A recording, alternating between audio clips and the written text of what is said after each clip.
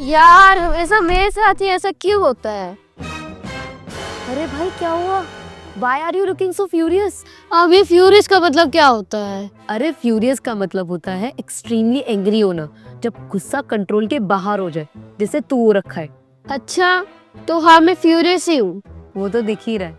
अच्छा ये सब छोड़, ये बता हुआ क्या है? दीदी मुझे इंग्लिश आती तो है, लेकिन जब बोलने का टाइम आता है मैं अटक जाता हूँ और फिर मेरी दोस्तों के सामने इंसल्ट हो जाती है। अब आप बताओ मैं क्या करूँ? देख साइकोलॉजिकली होता क्या है ना, जब तू इंग्लिश बोलने जाता है ना तो तेरा फोकस बात बताने पे नहीं होता। तो किस पे होता है फिर?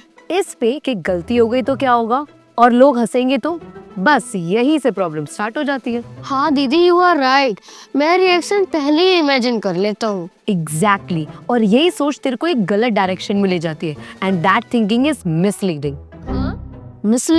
मिसलीडिंग का मतलब होता है जो सच जैसा लगे पर हो गलत।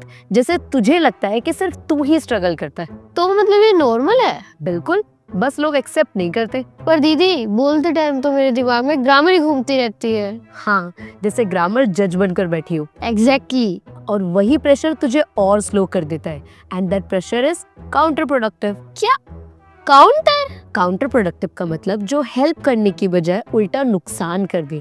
जैसे कि ग्रामर के ज्यादा प्रेशर ने तुझे बोलने से रोक दिया, तो ग्रामर ने हेल्प करने के बजाय तेरा नुकसान कर दिया। मतलब मैं अपनी ही प्रॉब्लम बना रहा हूँ। करेक्ट। तो सॉल्यूशन क्या है दीदी इसका? पहला, एक्सेप्ट करके तुझसे गलती हो गई, और गलती का मतलब फेलियर नहीं, लर्निंग्स। ओके। और दूसरा, बोलते टाइम एक ही गोल रख कि सामने वाले को समझ आ रहा है कि नहीं, क्योंकि परफेक्ट इंग्लिश तो बाद में आती है। ओह, और अगर लोग हंसे तो हंसने दे, तू इंग्लिश सीख रहा है, स्टैंड अप कॉमेडी थोड़ी ना कर रहा है। अच्छा, इसका मतलब मैं वीक नहीं हूँ, मैं बस ओवर थिंकिंग कर रहा हूँ। एग्जैक्टली, इंग्लिश बोलते टाइम प्रॉब्लम टंग की नहीं, प्रॉब्लम माइंड की होती है।